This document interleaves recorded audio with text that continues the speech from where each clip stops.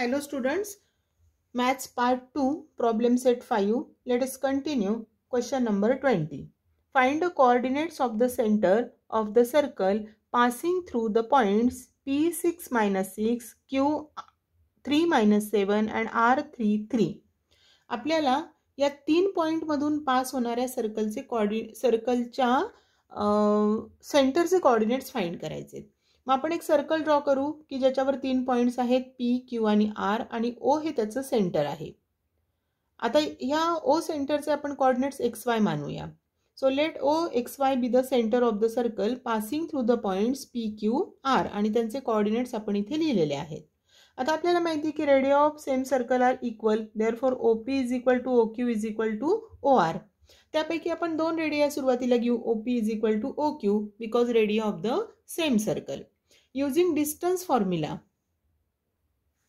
आपण OP ची value आपण लिहू शकतो x minus 6 square root of x minus 6 the whole square plus y minus minus 6 the whole square is equal to, तसंच OQ आपण find करू शकतो डिस्टन्स फॉर्म्युला वापरून square root of x minus 3 the whole square plus y minus minus 7 the whole square. आणि याचा reason आहे by distance formula. इथे minus minus plus होईल, तसंच इथे पण मायनस मायनस प्लस होईल. आता हे स्क्वेअर रूटचं साइन कॅन्सल करायचं असेल तर दोन्ही साइडचा स्क्वेअर करायला लागेल. Therefore taking square of both sides, square केला की हे स्क्वेअर रूटचं साइन कॅन्सल होईल आणि ह्या टर्म्स आपल्याला मिळतील.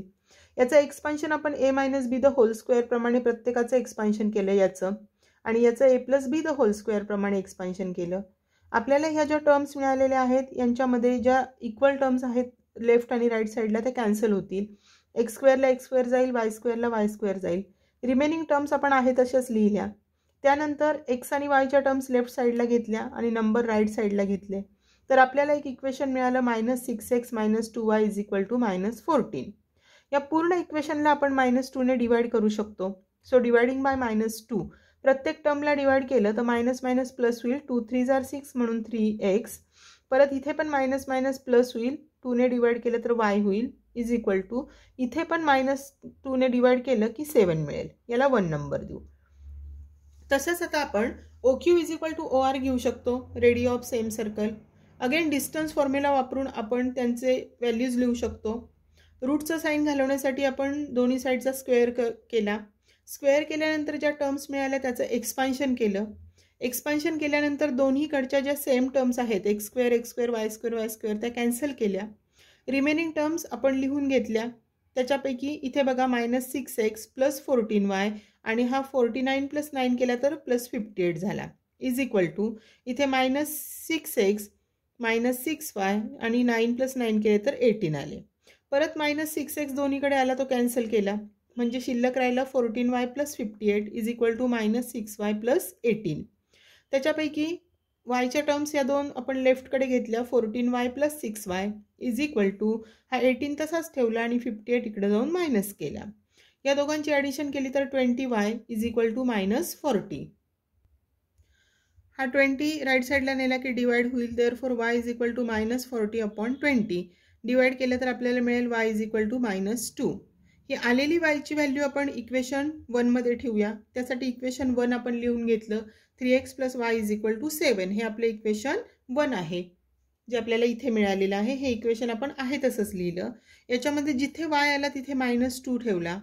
हा -2 राईट साईडला नेला की प्लस होईल, म्हणजे 3x is equal to 9, x is equal to 9/3, therefore x is equal to 3 and therefore last answer आपल्याला मिळेल coordinates of the centre of the circle are 3 - 2. Now question number 21. Find the possible pairs of the coordinates of the fourth vertex D of the parallelogram if 3 of its vertices are A5, U6, B1 - 2 and C3 - 2. याचा अर्थ आधी समजून घ्या. काय विचारलेले बघा, find the possible pairs of the coordinates of the fourth vertex D of the parallelogram. पॅरलोग्रामचे 3 vertices आपल्याला दिलेले आहेत ABC, आणि चौथा वर्टेक्स D जो आहे त्याचे पॉसिबल कोऑर्डिनेट्स काय असतील असा प्रश्न विचारलेला आहे. आता पॅरलोग्राम जो आहे त्याच्यामध्ये आपल्याला A, B आणि C हे 3 वर्टायसेस दिलेले आहेत. चौथा वर्टेक्स D जो आहे तो D 3 ठिकाणी असू शकतो. त्याचं लोकेशन एकतर तो इकडे असेल D1 किंवा D इकडे असू शकेल त्याला आपण D2 म्हणू किंवा इथे असेल D3 म्हणूया. आणि 3 व्हर्टायसेस आपल्याला दिलेले आहेत. A5, 6, B1 - 2 and C3 - 2 are the vertices of a parallelogram. हे 3 व्हर्टायसेस दिलेले आहेत. Now there are 3 possibilities of the location of point D. Say याला आपण काय म्हणूया D1 ज्याचे कोऑर्डिनेट आहेत x1 y1, D2 x2 y2 and D3 x3 y3.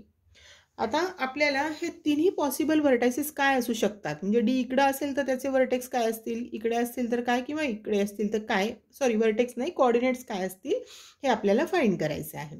मग त्यासाठी सुरुवातीला आपण क्वाड्रिलॅटरल ABCD1 घेऊया. आता हा पॅरलेलोग्राम आहे असं आपल्याला दिले, हे चारही पॅरलेलोग्रामचे व्हर्टायसेस आहेत. आता जर हा पॅरलेलोग्राम असेल तर AB = CD1 असेल, कारण opposite sides of parallelogram are congruent. Therefore AB = CD1 याला 1 नंबर देऊ आपण. तसंच ABD3 ABD3C हा सुद्धा पॅरलेलोग्राम असणार आहे. मग याच्यामध्ये AB आणि CD3 ह्या अपोजिट साइड्स इक्वल येतील. Therefore AB = CD3 याला 2 नंबर देऊ, opposite sides of a parallelogram. आता इक्वेशन 1 आणि 2 मध्ये दोन्हींच्या LHS सेम आहेत, AB म्हणजे त्यांच्या RHS सुद्धा सेम येतील. So from 1 and 2 CD1 = CD3. याचा अर्थ बघा CD1 = CD3 याचा अर्थ C हा D1 D3 चा मिड पॉइंट होईल. Therefore C is the mid point of D1 D3. त्याचप्रमाणे आपण A is the mid point of D1 D2 आणि B is the mid point of D2 D3 असं म्हणू शकतो. आता आपण C पॉइंटचा विचार करू. Now C is the mid point of D1 D3. हा जर मिड पॉइंट असेल तर आपण इथे मिड पॉइंट फॉर्म्युला वापरू शकतो. Therefore by mid point formula 3 = याचा एक्स कोऑर्डिनेट 3 आहे, x1 + x3 / 2. 2 3 ला मल्टिप्लाय होईल, 3 2 = 6 होईल. देअरफॉर x1 + x3 = 6 मिळाले. याला आपण 3 नंबर देऊ. बघा कसं मिळालंय, x1 + x3 = एक्स कोऑर्डिनेटची डबल झाली आहे, 3 चे 6 झाले. सिमिलरली आपण दुसऱ्यासाठी कसं लिहू शकतो की x1 + x2 = 5 ची डबल म्हणजे 10 होईल. तसंच x2 + x3 = 1 ची डबल म्हणजे 2 होईल. मग सिमिलरली आपण इक्वेशन 4 आणि 5 मिळवले. आता आपण इक्वेशन 3, 4 आणि 5 ॲड करूया. So adding equation 3, 4 and 5 we get, बघा 3, 4 आणि 5 च्या आपण LHS लिहून घेतल्या. x1 + x3 + x1 + x2 + x2 + x3 = RHS मध्ये RHS ॲड करू, 6 + 10 + 2. आता इथे x1 2 टाइम्स आलाय, x2 2 टाइम्स आणि x3 पण 2 टाइम्स आलाय. देअरफॉर 2x1 + 2x2 + 2x3 = यांची ॲडिशन येईल 18. या सगळ्यांमधून 2 कॉमन निघेल, तो बाहेर घेतला तर ब्रॅकेटमध्ये येईल x1 + x2 + x3 = 18. हा 2 राईट साईडला नेला की डिवाइड होईल 18 ला. Therefore x1 + x2 + x3 = 9. याला इक्वेशन 6 म्हटलं. आता आपलं इक्वेशन 3 जे आहे x1 + x3 = 6 याची किंमत आपण इक्वेशन 6 मध्ये ठेवूया. सो सबस्टिट्यूटिंग 3 इन इक्वेशन 6 म्हणजे ह्या x1 + x3 ऐवजी आपण ठेवणार 6. मग याच्याऐवजी 6 ठेवला की राहील फक्त x2. Therefore 6 + x2 = 9. हा 6 इकडे जाऊन मायनस झाला की x2 = 3 मिळाली. ही आलेली x2 ची किंमत आपण इक्वेशन 4 मध्ये ठेवूया. इथे x1 प्लस इथे 3 किंमत ठेवली, x1 + 3 = 10. 3 इकडे जाऊन मायनस होईल, x1 = 10 - 3. Therefore x1 = 7. आलेली x1 ची व्हॅल्यू आपण इक्वेशन 3 मध्ये ठेवूया. इथे 7 व्हॅल्यू ठेवली की 7 + x3 = 6 मिळेल. 7 इकडे जाऊन मायनस केला, 6 - 7. Therefore x3 = -1. आता आपण x1, x2 आणि x3 ह्या व्हॅल्यू फाइंड केलेल्या आहेत. आता y1, y2, y3 फाइंड करू. त्यासाठी परत आपण सुरुवातीला काय म्हटलं होतं की C is the mid point of D1 D3. मग by mid point formula y coordinate आपण कसा लिहू शकतो, -2 = y1 + y3 / 2. देअरफॉर हा 2 इकडे जाऊन मल्टिप्लाय झाला की y1 + y3 = -4 मिळेल. जसं आपण हे y1 + y3 = -2 ची डबल -4 मिळाली, तसंच आपल्याला पुढे काय म्हणता येईल, y1 + y2 = 6 ची डबल 12 मिळेल आणि y2 + y3 = -2 ची डबल केली की आपल्याला -4 मिळेल. म्हणजे आपल्याला हे इक्वेशन्स मिळाले. Similarly y1 + y2 = 12 8 number, y2 + y3 = -4 9 number. आता परत इक्वेशन 7, 8 आणि 9 आपण ॲड करूया. So adding equation 7, 8 and 9. Left साईडमध्ये लेफ्ट साईड ॲड केली तर y1 plus y3 plus y1 plus y2 plus y2 plus y3 is equal to -4 plus 12 -4. आता इथं y1 2 टाइम्स आला आहे, therefore 2y1 plus 2y2 plus 2y3 is equal to हा -4 add केला तर -8 होईल, 12 -8 केला तर 4 होईल. पूर्ण इक्वेशनला आपण 2 ने डिवाइड करू शकतो प्रत्येक टर्मला. सो डिवाइडिंग बाय 2 जर आपण केलं तर आपल्याला मिळेल y1 plus y2 plus y3 is equal to 2. याला 10 नंबर देऊ. आता आपण इक्वेशन 8 जे आहे हे इक्वेशन 8 10 मध्ये सबस्टिट्यूट करू. Substituting 8 in 10. 8 मध्ये आपल्याला मिळाले y1 प्लस y2, म्हणजे इथं y1 प्लस y2 ची किंमत आपण 12 ठेवू शकतो. याच्याऐवजी 12 ठेवली तर 12 plus y3 is equal to 2 मिळेल. हा 12 इकडे जाऊन मायनस होईल, therefore y3 is equal to -10. आलेली y3 ची व्हॅल्यू आपण इक्वेशन 7 मध्ये ठेवूया. y1 plus y3 is equal to -4 हे इक्वेशन 7 आहे. y3 ऐवजी -10 ठेवला, हा -10 इकडे जाऊन प्लस झाला, -4 प्लस 10 केला तर y1 इज इक्वल टू 6 मिळाले. ही आलेली y1 ची व्हॅल्यू आपण इक्वेशन 8 मध्ये ठेवूया. y1 plus y2 is equal to 12.